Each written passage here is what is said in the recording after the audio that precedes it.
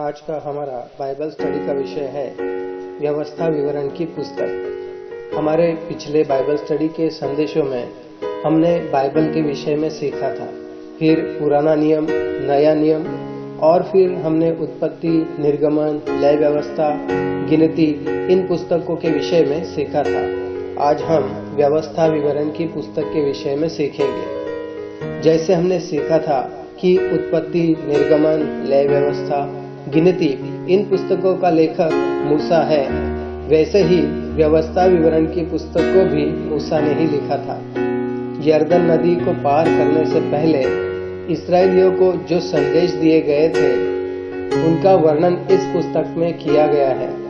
जो संदेश मूसा ने इस्राएल को दिए थे उनको इस पुस्तक में व्यवस्थित रीति से लिखा गया है, ताकि इस पुस्तक को पढ़ने वाला व्यक्ति परमेश्वर द्वारा दी गई व्यवस्था की बातों को ठीक रीति से जान सके। हमने सीखा था कि कैसे इस्राएली जंगल में 40 साल तक भटक रहे थे और इतने बड़े समय से जंगल में भटकने के बाद इस्राएली कनान देश में प्रवेश करने वाले थे।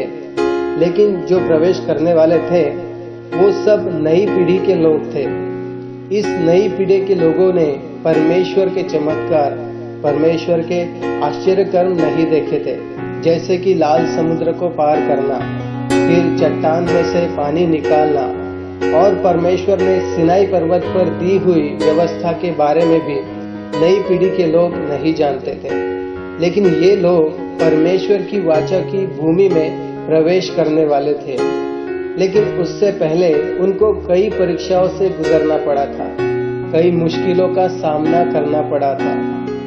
और व्यवस्था विवरण की पुस्तक का उद्देश्य यही था कि इस नई पीढ़ी के लोगों को परमेश्वर की सामर्थ्य और परमेश्वर की व्यवस्था के विषय में बताए। कैसे परमेश्वर उनके लोगों को मिस्र से निकाल लाया था, कैसे परमेश्वर ने अद्भुत रीति से उनको दासत्व से छुड़ाया था। इन सब का उनको स्मरण दिलाने के लिए व्यवस्था विवरण की पुस्तक को लिखा गया था। इस पुस्तक के मुख्य विषय है, जैसे कि मूसा 40 वर्ष जंगल में घटी हुई सारी घटनाओं को याद दिलाता है। वो लोगों को बता रहा था कि परमेश्वर की आज्ञाओं को याद रखे और परमेश्वर की आज्ञा के अनुसार ही चले। फिर मूसा 10 आज्ञाओं को दोहराता है, और जैसे परमेश्वर के 10 आज्ञाओं में से पहली आज्ञा व्यवस्था विवरण अध्याय 5 का वचन 7 लिखा है, मुझे छोड़ दूसरों को परमेश्वर करके न मानना। इस आज्ञा पर मूसा विशेष करके कहता है कि परमेश्वर के प्रति आज्ञाकारी रहे और परमेश्वर को अपना जीवन समर्पित करने के लिए भी मूसा कहता है। फिर प्रतिज्ञा किए हुए देश में जाने के बाद और वहां रहने के क्या नियम है, यह सब नियम मूसा फिर से याद दिलाता है। फिर परमेश्वर ने इस्राएलियों के साथ बांधी हुई वाचा का स्मरण भी मूसा लोगों को कराता है और उनको समझाता है कि कैसे परमेश्वर की आज्ञाओं पर चलते रहना है और कैसे परमेश्वर के साथ जुड़े रहना है। फिर यहोशू को परमेश्वर की आज्ञा के द्वारा परमेश्वर के लोगों का अगुआ नियुक्त किया जाता है। मतलब जैसा मूसा परमेश्वर की सेवा करता था और उसके लोगों की अगुवाई करता था, उसी तरह यहोशू को नियुक्त किया जाता है, क्योंकि प्रतिज्ञा किए हुए देश में मूसा नहीं जा सकता था, इसलिए कि मूसा ने परमेश्वर की आज्ञा को तोड़ा था। गिनती के अध्याय 20 में जब लोग पानी के लिए कुड़कुड़ाने लगे, तब यहोवा ने मूसा और हारून दोनों को आज्ञा दी कि तुम चट्टान से बातें करना, तब चट्टान से पानी निकलेगा। लेकिन मूसा ने यहोवा की आज्ञा को न माना और लाठी को चट्टान पर 2 बार मारा, जैसे कि गिनती 20 का 11 में लिखा है। तब मूसा ने हाथ उठाकर लाठी चट्टान पर 2 बार मारी और उसमें से बहुत पानी फूट निकला और मंडली के लोग अपने पशुओं समेत पीने लगे। इस तरह परमेश्वर की आज्ञा को मूसा ने तोड़ा। परमेश्वर ने कहा था तुम चट्टान से बातें करना, लेकिन मूसा ने चट्टान पर लाठी को मारा। इसलिए परमेश्वर ने मूसा से कहा था कि तू प्रतिज्ञा की हुई भूमि में प्रवेश करने न पाएगा। इसलिए मूसा की मृत्यु के बाद परमेश्वर ने यहोशू को इस्राएल का अगुआ चुना। जैसे कि व्यवस्था विवरण 31 का 7 और 8 में लिखा है, तब मूसा ने यहोशू को बुलाकर सब इस्राएलियों के सम्मुख कहा, तू हियाव बांध और दृढ़ हो जा, क्योंकि इन लोगों के संग उस देश में जिसे यहोवा ने इनके पूर्वजों से शपथ खाकर देने को कहा था, तू जाएगा, तू इनको उसका अधिकारी कर देगा। फिर वचन 8 में मूसा ने कहा, और तेरे आगे आगे चलने वाला यहोवा है, वह तेरे संग रहेगा और ना तो तुझे धोखा देगा और न छोड़ देगा। इसलिए मत डर और तेरा मन कच्चा ना हो। और इस वचन के अनुसार ही हुआ, जैसे कि यहोशू अध्याय 1 का वचन 2 में यहोवा ने यहोशू से कहा कि मेरा दास मूसा मर गया है, इसलिए अब तू उठ, कमर बांध और इस सारी प्रजा समेत यरदन पार होकर उस देश को जा जिसे मैं उनको अर्थात इस्राएलियों को देता हूँ। फिर मूसा की मृत्यु के विषय भी व्यवस्था विवरण की पुस्तक बताती है कि मोआब देश में मूसा की मृत्यु हुई और यहोवा ने उसे मोआब के देश में बेतपोर के सामने एक तराई में मिट्टी दी और कोई नहीं जानता कि मूसा की कब्र कहाँ है। यह बातें हमें व्यवस्था विवरण की पुस्तक से ही पता चलती हैं।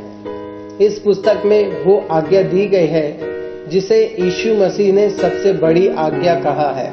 व्यवस्था विवरण 6वें अध्याय के 5वें वचन में लिखा है, तू अपने परमेश्वर यहोवा से अपने सारे मन, अपने सारे प्राण और सारी शक्ति के साथ प्रेम रखना। और यही वचन यीशु मसीह ने आज्ञा के रूप में कहे हैं। मत्ती 22 का 37 लिखा है, उसने उससे कहा, तू परमेश्वर अपने प्रभु से अपने सारे मन और अपने सारे प्राण और अपनी सारी बुद्धि के साथ प्रेम रख। हम व्यवस्था विवरण की पुस्तक को 4 भागों में पढ़ सकते हैं, जैसे कि पहले 4 अध्यायों में परमेश्वर के प्रति आज्ञाकारी और विश्वास योग्य होने के लिए उलाहट के विषय में। फिर अध्याय 5 से लेकर 26 तक पढ़ सकते हैं, जिसमें 10 आज्ञाएं और नई पीढ़ी के लिए व्यवस्था का दोहराया जाना, बलिदान और आज्ञा पालन, इस सब विषयों को इन अध्यायों में पढ़ सकते हैं।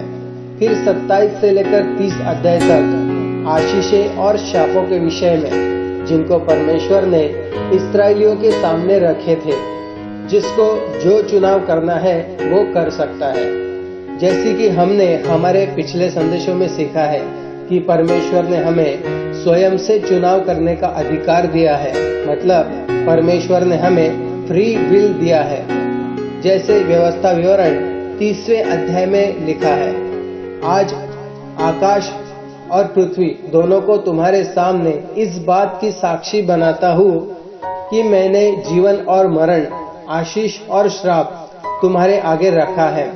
इसलिए तू जीवन ही को अपना ले कि तू और तेरा वंश दोनों जीवित रहे। परमेश्वर ने मनुष्यों पर कोई भी बात के लिए दबाव नहीं डाला, बल्कि परमेश्वर ने हमें खुद से चुनाव करने का अधिकार दिया है, जिसे फ्री विल कहते हैं। परमेश्वर हमें रोबोट बनाकर नहीं चलाता। चुनाव हमें ही करना होता है कि हमें आशीष चाहिए या शाप। फिर 28 से लेकर 34 तक के अध्यायों में हम पढ़ते हैं कि मूसा उसकी जगह पर यहोशू को नियुक्त करता है, जैसे परमेश्वर ने उसे आज्ञा दी थी। तब मूसा ने एक गीत भी लिखा था और इस्राएल के सभी गोत्रों को आशीष दी। फिर अंत के अध्याय में मूसा की मृत्यु के विषय में पढ़ सकते हैं, जिसमें हम सीखते हैं कि मूसा की 120 वर्ष की उम्र में भी उसमें एक जवान मनुष्य की तरह सामर्थ्य थी और उसकी आंखों की दृष्टि भी अच्छी थी। फिर हम देखते हैं कि मूसा परमेश्वर की उपस्थिति में मर जाता है।